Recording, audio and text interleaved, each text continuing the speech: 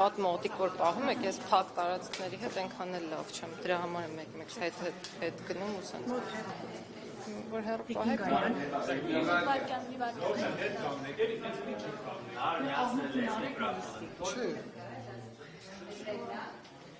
Տիկին Գարյան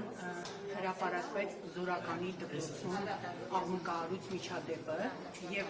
ծեծողներից մեկը Արթիքի քրեակատարողական հիմնարկի պետի տեղակալի որդին է։ Մի մարդու որդի, ում հայրը քրեակատարողական հիմնարկում քրեական ենթամշակույթի դեմ պայքարում, բայց իր ընտանիքի անդամը, իր անձամբ իր երեխան ծեծելուց ասում է խփում է, ես դու մեզ ծախել։ Ինչու է մինչ այժմ պետի տեղակալը պաշտոնավարում և դուք ինչ քայլեր եք պատրաստվում իրականացնել։ Նախ եկեք արձանագրենք, որ այն իրողությունը, որն ունենք այսօր, դրական է այն առումով, որ քրեակատարողական ծառայության աշխատակցի երեխան նույնիսկ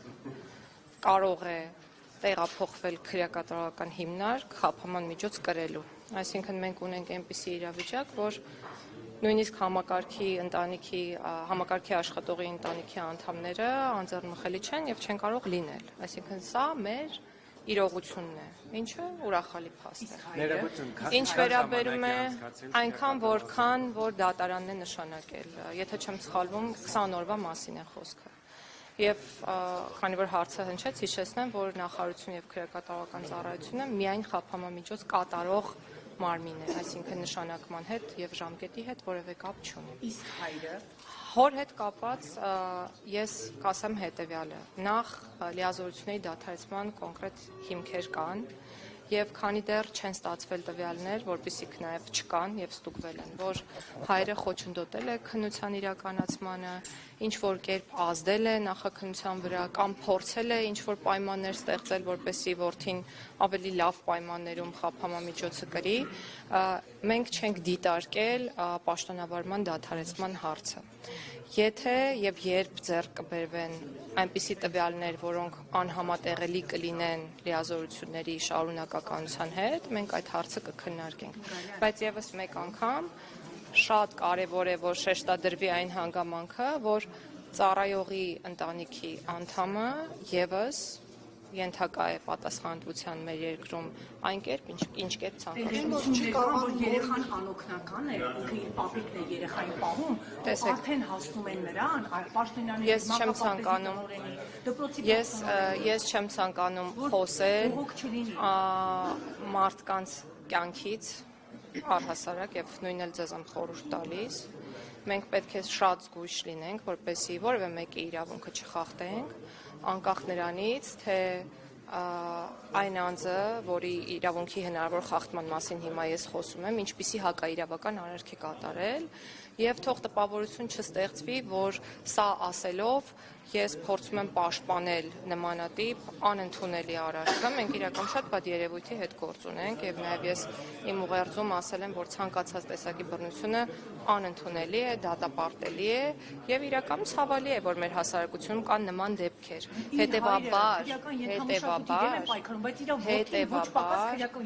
այո և հետևություններ թող անի իր հայրը, հետևություններ անի ընտանիքը, հետևություններ անի ցանկացած ընտանիք, որը մեծացնում է երեխա այսօր մեր պետությունում և հետևություններ կանենք նաև մենք։ Ես ձեզ պատասխանում եմ, դե գիտեք ինչ, հիմա եթե մեր անմիջական արձագանքը լիներ, օրինակ լիազորությունների դադարեցումը, մեզ վստահաբար, մեզ վստահաբար մեղադրելու էին նրա մեջ, որ մենք ուղղակի հաշվեհարդար ենք փորձում տեսնել։ Երեխա դաստիարակել չկարող ծառայող ձեզ պետք է, որը անգամ եթե երեխային չի կազմա 100,000-ավոր հանցագործների մենք հստակ գիտենք, թե մեզ ինչպիսի ծառայողներ են պետք, այդ ծառայողները պետք է լինեն բարևար, անկաշառ, պրոֆեսիոնալ։ Երեխա դաստիարակել կարողանալ չկարողանալը այլ հարց է, ամեն դեպքում ուզում եմ ձեզ հիշեցնել, որ մեր երկրում չի գործում կոլեկտիվ պատասխանատվության ինստիտուտը և գործում է անհատական և անձնական պատասխանատվության ինստիտուտը և սա նշանակում է, որ քրեական պատասխանատվության տարիքի հասած անչափահասը ինքն է պատասխանատու իր կողմից կատարված հակաիրավական արարքի համար։ Ինչ վերաբերում է հորը, ես կրկնում եմ, եթե ձեռք կբերվեն այնպիսի տվյալներ, որոնք կվկայեն այնպիսի արարքների կատարման մասին, որոնք անհամատեղելի են պաշտոնավարման հետ, մենք կքննարկենք լիազորությունների դադարեցման։ Մենք միշտ բոլոր դեպքերով անում ենք ներքին քննարկումներ եւ արձանագրումներ մեզ համար, եւ եթե որոշակի կոնկրետ հետևանքներ, որոնք ակնկալում է հանրությունը հենց այդ պահին չեն առաջանում, դա չի նշանակում, որ դրանք չեն քննարկվում եւ չեն կարող առաջանալ ապագայում։ Կառավարական հիմնարկում հերթական դատապարտյալն է եւ իրավապաշտպանները եւս հազանգում են այդ խնդրի մասին, որն արկա է, ինչի հետևանք է այս ամենը։ Տարբեր խնդիրների հետևանք են մահերը, յուրաքանչյուր կոնկրետ դեպքում խնդիրը տարբերվող է, ունենք ինքնասպանության դեպքեր եւ ունենք ֆիզիոլոգիական մահեր, այսինքն կենսաբանական այնպիսի մահեր, որոնք արձանագրվում են, չգիտեմ, առողջության հետ կապված որոշակի խնդիրների հետևանքով։ Մենք մի քանի ուղղությամբ ենք աշխատում, նախ ինքնավնասում եւ ինքնասպանություն հնարավոր կատարող անձանց պարագայում փորձում ենք կանխել այդ դեպքերը, շատ շուտով կունենանք առանձին կահավորված խցեր, որոնցում կլինի փափուկ կահույք եւ ավելի քիչ հնարավորություն ֆատալ ելքով արարքներ կատարելու եւ նաեւ կունենանք տեսախցիկներ այդ խցերում, որոնք կհսկեն ինքնավնասման հակում ունեցող անձանց վարքը եւ ուզում եմ միանգամից շեշտել, որ այս նորամուծությունը հիմնված է միջազգային լավագույն փորձի վրա եւ մենք նույնիսկ հարցում ենք արել մեր գործընկեր եվրոպական պետություններին, թե ինչպես են իրենք պայքարում այս խնդրի դեմ եւ պատասխանն այն է, որ այլ լուծում, քան տեսախցիկներն են, չի կարող գոյություն ունենալ, որովհետեւ մենք չենք կարող խցում անձնական հսկողություն իրականացնել ֆիզիկական անձի մակարդակում օրը 24 ժամ, որպեսզի կարողանանք կանխել այդ վարքագիծը։ Առողջական խնդիրների բերումով մահերի հետ կապված ես ամբիոնից էլ նշեցի, կառավարության համապատասխան որոշման վերանայման կարիք կա, որը սահմանում է անհամատեղելիություն ենթադրող հիվանդությունների ցանկը, մենք առողջապահության նախարարության մեր գործընկերների հետ այդ ուղղությամբ աշխատում ենք, ինչպես նաև ավարտին է մոտենում հոգեբուժական խնդիրներ ունեցող անձանց հաշվառումը։ Այսինքն իրավիճակները շատ տարբեր են, թող տպավորություն չստեղծվի, որ մենք օրինակ ունենք մասսայական ինքնասպանության դեպքեր, ոչ այդպես չէ, մարդիկ շատ հաճախ ուղղակի այնպես է ստացվում, որ մահանում են կամ մահը վրա է հասնում, կրկնում եմ, առողջական որոշակի խնդիրների բերումով, որոնք ժամանակին նույնիսկ վերահսկված են լինում, բայց ինչ-ինչ պատճառներով չեն կարողանում մահերը կանխել։ Յուրաքանչյուր մահվան դեպքով հարուցում է քրեական գործ եւ ես ձեզ վստահեցնում եմ, որ պատճառները բացահայտվում են։ Երբեմն նաև արտարդատության նախարարությունն է տարածում հաղորդագրություն, նաև քրեակատարողական հիմնարկը ներողություն, որ օրինակ դատապարտյալի մոտ գնացած անձին փորձել են իրեր տալ, ոչ միայն, նաև արձանագրվել էր փափուկ կահույք տեղափոխելու դեպք։ Ես ուզում եմ հասկանամ, այդ վերահսկողությունը ինչպես է եւ նաև այստեղ այդ ձեր ասած կոռուպցիոն ռիսկերը չկա, որ օրինակ նույն բանտապետերը կամ որևէ հիմնարկում այս պայդրությամբ մուտք չի լինում արտոնյալ որևէ արտոնություն ենթադրող գույք։ Այսինքն այդ իմաստով հստակ կարգավորում կա, երբ է եղել։ Այսինքն մոտ 1 տարի առաջ օրինակ եղավ հրապարակում, որ փափուկ կահույք տանել գաղտնի։ Բացառում եմ նման որևէ դեպք, նույնիսկ ասեմ ավելին, այն բոլոր հիմնարկներում, որտեղ կային խցեր, որոնք ունեին գույք, որը արտոնությունների ենթադրում, դրանք մաքրվել եւ հանվել են, կարող եք ինքներդ գալ եւ տեսնել։ Տիկին Գայլան, իսկ այն ունևոր բանտարկվածներն էլ չեն փորձում իրենց համար կոմֆորտ պայմաններ կան թույլատրելի իրեր, որոնք կարելի է տանել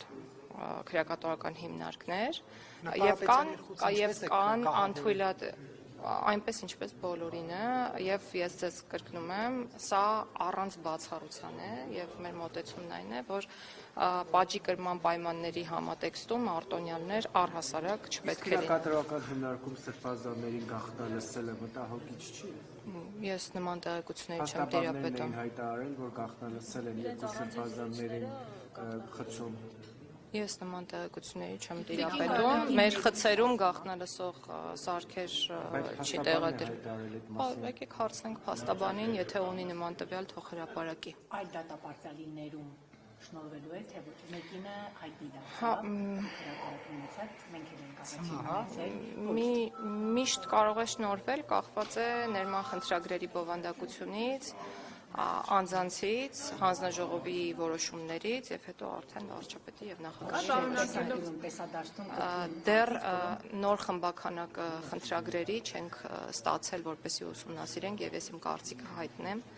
բայց չէ էլ հայտնի, եթե ուսումնասիրած լինեի, որովհետեւ հանձնաժողովի աշխատանքների ընթացքում դա պետք է բացահայտվի։ Տիկին Գալյան, երբ ասում եք, որ պատճառները ինքնասպանության կամ ինքնավնասման քննվում են դատական գործերը հարուցվում, բայց ամեն դեպքում սա չի խոսում վատ բարքի մասին, որ շարունակում է քրեակատարողական հիմնարկները։ Ո՞րն է վատ բարքը։ Վատ բարքը ո՞րն է։ Ում են ճնշում։ Ճնշում են դրա համար սրտամկանի կաթվածից մարդը մահանում է։ Չէ, ինքնավնասման մասին։ Տեսեք, ինքնասպանության դեպքերի հետ կապված ես չեմ ուզում անցնել այն շեմը, որից հետո այլևս կխոսեմ անձնական տվյալներից եւ անձնական տվյալներ պարունակող տեղեկություններից, ընդհանրական կասեմ, որ ինքնասպանություն գործող անձանց մեծ մասը, ծանրակշիռ մեծամասնությունը ունեն հոգեկան առողջության հետ կապված խնդիրներ։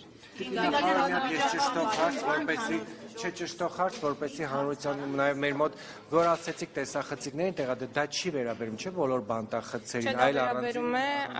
ինքնավնասման հակում ունեցող։ Տեսեք, մենք իրականացնում ենք հաշվառում, եւ եթե ձեզ հետաքրքրում է վիճակագրությունը, կարող եք ուսումնասիրել, դուք կտեսնեք օրինակ պայմանական եմ թիվը ասում 500 ինքնավնասում 1 տարվա ընթացքում, որոնք կատարվել են օրինակ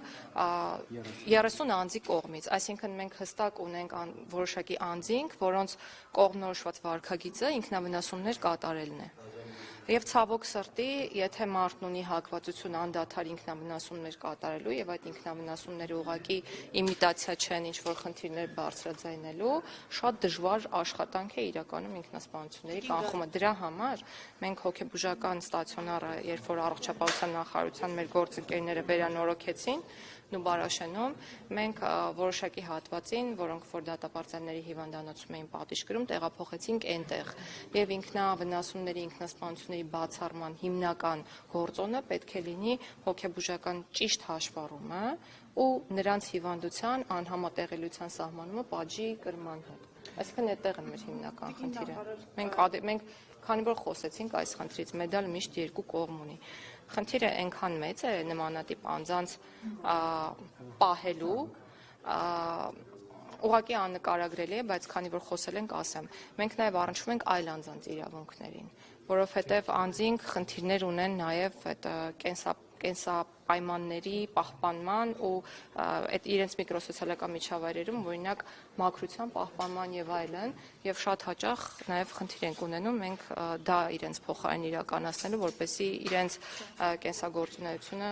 հավուր պատշաճի ապահովեն։ Հիմնականում իրենց մեջ է լինում, բայց մենք այդո լսում ենք տեղեկություններ լվաստացման, ծեծերի։ Որտեղից եք լսել։ Եթե լսել եք որևէ տեղեկություն, խնդրում եմ գրավոր ձևակերպեք եւ ուղարկեք նախարարություն, վստահեցնում եմ, որ անհետևանք չի մնա դա։ Տիկին Գալյան, սահմանադրական բարեփոխումներին անդրադառնանք, ինչ փուլում է այս պահին այդ բարեփոխումների ընթացքը եւ ինչ էական փոփոխություններ կան, կոնկրետ այսպես հերթով ասեք, էլի ինչ է կարել այս ընթացքում։ Խորհրդի նիստերը շարունակվում են, դուք հաճախականությանը կարծում եմ հետևում եք, բավականին հաճախ են այդ նիստերը հրավիրվում։ Մինչ այս պահը քննարկել ենք ազգային ժողովի լիազորություններին առնչվող հարցեր, ընտրակարգին վերաբերող հարցեր, կայուն մեծամասնության առնչվող հարցը դրվել է քվեարկության եւ հաստատվել է, որ առաջին ընտրություններից հետո այդ մեխանիզմը չի գործելու։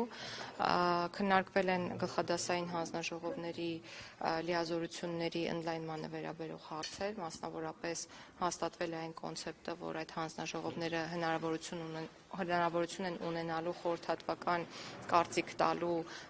գործադիր մարմնում պաշտոններում նշանակվող անձանց վերաբերյալ, ազգային ժողովի ինքնալուծարման վերաբերյալ դրույթն է ընդունվել, ազգային ժողովում էթիկայի մշտական հանձնաժողովի ձևավորման վերաբերյալ դրույթն է քննարկվել եւ ընդունվել։ Վերջին հանդիպման ընթացքում քննարկել ենք դատախազական համակարգի հետ կապված կարգավորումները, քննարկել ենք հնարավոր տարբերակներ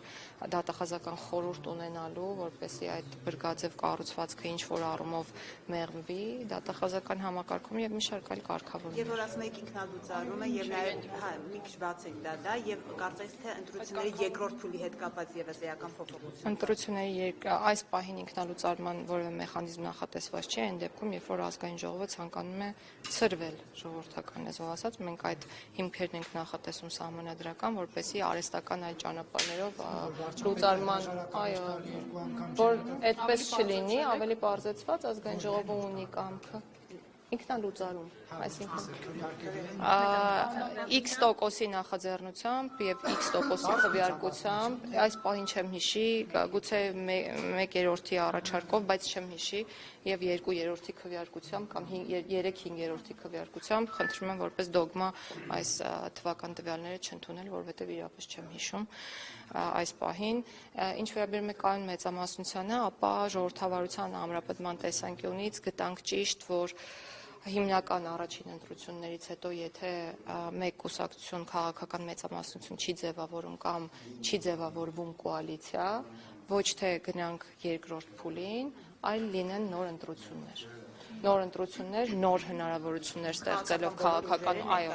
քաղաքական բոլոր ուժերի մասնակցությամբ, որպեսզի ավելի մեծ հնարավորություններ ստեղծեն քաղաքական ուժերին նաև համախմբվելու երկրորդ ընտրությունների։ Մեծամասնություն ունեցող ուժի որոշակի նախընտրություն կամ երակայություն։ Երկրորդ ընտրությունների ժամանակ ոչ։ Հավասար պայմաններով գնում են 0-ից, այսինքն մեկնարկային կետից 0-ական, նորից լինելու են նոր ընտրություններ եւ նոր ընտրությունների արդյունքներով, եթե կրկին չձևավորվի այդ մեծամասնական ուժը, այդ դեպքում նոր արդեն ունենալու են երկրորդ փուլ ըստ էության այն կարգավորումներով, ինչպեսիք որ այսօր կան։ Տիկին նախարար նախորդ շաբաթ ազգային ժողովին դիմադիր խմբակցությունները լսումներ էին հրավիրել քաղբանտարկյալների թեմայով եւ Եվրոպայի խորհրդի չափանիշները վկայաբերելով ասում են, որ Հայաստանում շուրջ 80 քաղբանտարկյալ կա։ Խնդրում եմ ասեք ձեր դիտարկմամբ Հայաստանում այսօր կան քաղբանտարկյալներ, թե ոչ, եւ երկրորդ հարց ներման խնդրագրերի թեման զարգացնելով ազգային ժողովի նախկին պատգամավոր Արմեն Աշոտյանը ճեպազրույցում ասաց, որ Սերժ Սարգսյանի օրոք մարդասիրական ակտ է կատարվել երկու անգամ համաներում 2009 եւ 2011-ին, որտեղ գործող իշխանությունը փոխանակ բանտերը դատարկելու, բեռնաթափելու նոր բանտարկներով է համարվում։ Որ բանտերը դատարկում ենք, բանտերի շահառուները գալիս են հասարակություն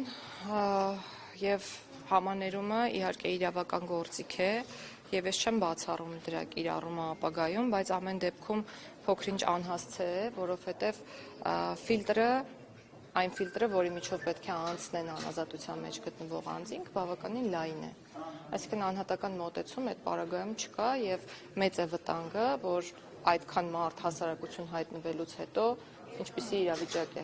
ավելի գուցե խնդրային իրավիճակ է ստեղծվելու հասարակության մեջ եւ այո մարդասիրական ակտ է այն անձանց համար, ովքեր որ գտնվում են քրեակատորական հիմնարկի պատերից ներս եւ մենք պետք է գնահատենք, թե որքանով է մարդասիրական արարք այն մարդկանց նկատմամբ, որոնք գտնվում են քրեակատորական հիմնարկի պատերից դուրս։ Եվ ուրեմն միանշանակ է, որ պետք է գործիքներ լինեն, որ անձինք հավակնեն պատժից դուրս գալու ավելի վաղ, քան իրենց ժամկետն է հիմնական, ու այս ուղղությամբ գործուն քայլեր ենք ձեռնարկում։ Ես կարող եմ ասել, թե ինչ ենք նույնիսկ անում։ Մենք ուսումնասիրել ենք, այո, նախ նշեմ թվական տվյալներ, մինչ այս պահը, եթե չեմ սխալվում, 151 հոգի դատարանների որոշման պատժից պայմանական վաղակետ ազատվել են։ Եվ այս այս թիվը աճի միտում ունի, ինչու, որովհետև մենք կատարելագործում ենք այն զեկույցները, որոնք տրամադրվում են քրեակատարողական եւ պրոբացիայի ծառայության կողմից, ու նաեւ ուսումնասիրել ենք ու եկել ենք եզրահանգման, որ շատ դեպքերում մերժման հիմք հանդիսանում է տուժողի վնասը հատուցած չլինելը անազատության մեջ գտնվող անձի կողմից եւ առաջիկայում առաջարկելու ենք, որպեսզի դա ոչ թե հանդիսանա որպես մերժման հիմք, այլ հանդիսանա պայման, որ անազատության մեջ գտնվելուց հետո, եթե դատարանի որոշմամբ անձը դուրս գա քրեակատարողական հիմնարկից, որոշակի ժամկետում պարտականություն կրի աշխատել եւ վճարել համապատասխան գումարը տուժողին։ Իսկ դա չկատարելու դեպքում վերադառնալ քրեակատարողական հիմնարկ։ Ինչ վերաբերում է քաղբանտարկյալներին, Ներողություն, քաղբանտարկյալ։ Իմ կարծիքով չկան, ես չգիտեմ դուք ինչ չափանիշների մասին եք խոսում, բայց այդ չափանիշներում միանշանակ խոսք չի գնում այն անձանց մասին կամ այն իրավիճակների մասին, երբ անձինք իրոք կատարում են քրեորեն հետապնդելի արարքներ։ Ես միշտ իմ խոսքում նշում եմ, որ շատ հարմար է արդարացնել արարքը, որը պարունակում է քրեական օրենսգրքի որոշակի հոդվածների հատկանիշներ, այն փաստարկներով, որ անձը զբաղվում է քաղաքականությամբ կամ ցանկանում է զբաղվել քաղաքականությամբ եւ ուրեմն կամ հետեւաբար քաղբանտարկյալ է։ Ես այն կարծիքին եմ, որ մեր երկրում քաղբանտարկյալներ ի ուրախություն մեզ չկան, եւ նաեւ սա ասում եմ հենվելով ձեր կողմից վկայակոչած նույն չափանիշների վրա։ Իսկ երբ որ մեր ձևով արտահայտության համար կալանավորում են Ես չեմ ուզում, այնքան է խոսվել, ես չեմ ուզում մեկնաբանել ոչ արտահայտությունը, ոչ դրա հիմքով հարուցված քրեական վարույթը, մենք խափամամիջոց կատարողն ենք, ես ձեզ վստահեցնում եմ, որ բոլորը, ովքեր որ կրում են այս պահին իրենց խափամամիջոցը, լավ են։ Կներեք, քաղբանտարկյալների հետ կապված, օրինակ, Վարդան Ղուկասյանը մեղադրում է ենթադրյալ կոռուպցիայի մեջ, մեղադրում նույնը նաև Էջմիածնի նախկին քաղաքապետն է բանանում մեղադրում։ Բայց մենք տեսնում ենք իր նկատմամբ ինչ վերաբերմունք է, Վարդան Ղուկասյանի նկատմամբ ինչ վերաբերմունք է։ Սա արդեն քաղաքական Ինչ են այդ հարցերը ուղղվում օրինակ ինձ։ Ինչի են ուղղվում։ Ես տեսեք, Ինչու են ընտրովի դա ախր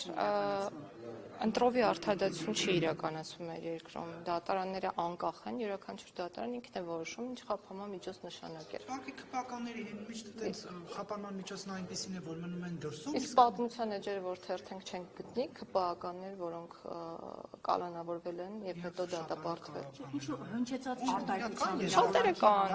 Շատերը կան։ քպականների դեպքում կալանավորված չկա։ Ինչ։ Վատ արտահայտության, վիրավորանքի, հայրանքի անկեղծ։ Ես կողմ եմ, որպեսզի միատեսակ մոտեցում լինի մեր երկրում եւ կողմ եմ կանխատեսելի արդարադատության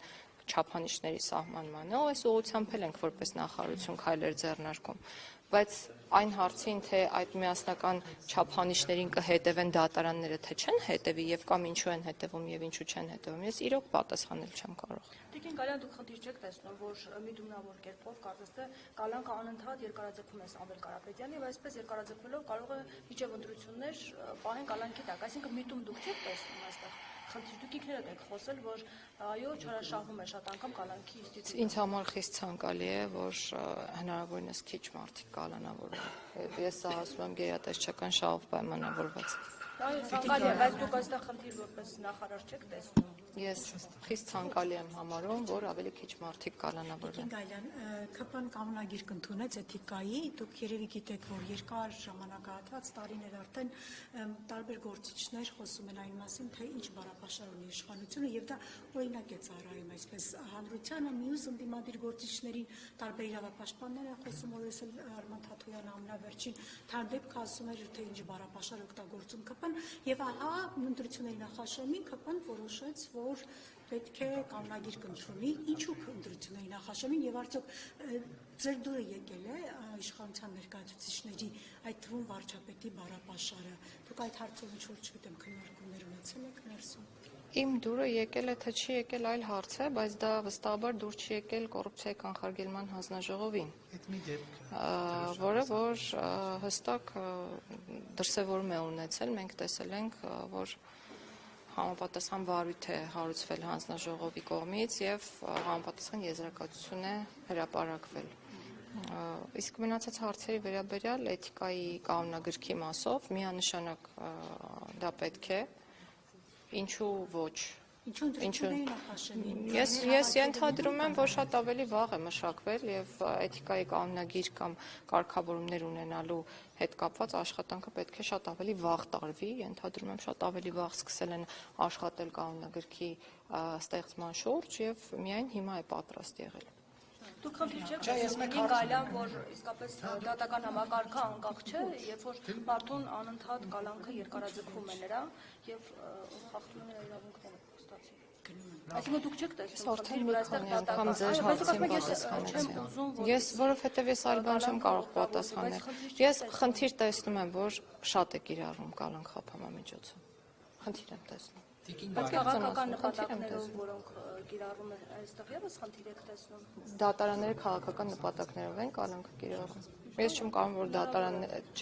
դատարանները կարող են ունենալ քաղաքական նպատակներ։ Բայց եթե նման բան լինի, այո, բացառում եմ միանշանակ, իսկ եթե նման բան լինի, եթե որևէ դատավոր պարզվի, որ քաղաքական ինչը անհամադրելի է պաշտոնի հետ նպատակներով է իր գործառույթներն իրականացնում, ես դες վստահեցնում եմ, որ անհետևանք չի մնա։ Ներողություն, Տիկին Գալյան, դուք մտածել եք Ինչն է օգտագործում քաղաքական։ Իշխանության կողմից Ես առաջարկում եմ հարցերն ուղղել դատական իշխանությանը։ Կրկնում եմ, ես տեսնում եմ խնդիր, որ կալանքները շատ են կիրառվում եւ այսքանը։ Տիկին Գալյան, դուք ինչու նախքրպական չեք դառնում, կուսակցական նկատում եմ եւ առաջադրվելու հետ կապված մտածել եք առաջադրվել թե ոչ որպես պատգամավորի տեղ։ Ես առաջադրվել եմ, ոչ թե մտածել էի թե ոչ, հետեւաբար մտածել եմ նոր եմ առաջադրվել։ Ինչ վերաբերում է կուսակցական չեմ տեղեկացրել, ձեզ կներեք։ Կուսակցական դառնալու հետ կապված չեմ մտածել, կմտածեմ այդ հարցները կպատասխանեմ։ Միլիոն ու կես ունեք, որ վճարեք։ Կգտնեմ։ Չէ, հիպոթեկային վարկի վերադարձով, որի հնարավորություն բերի։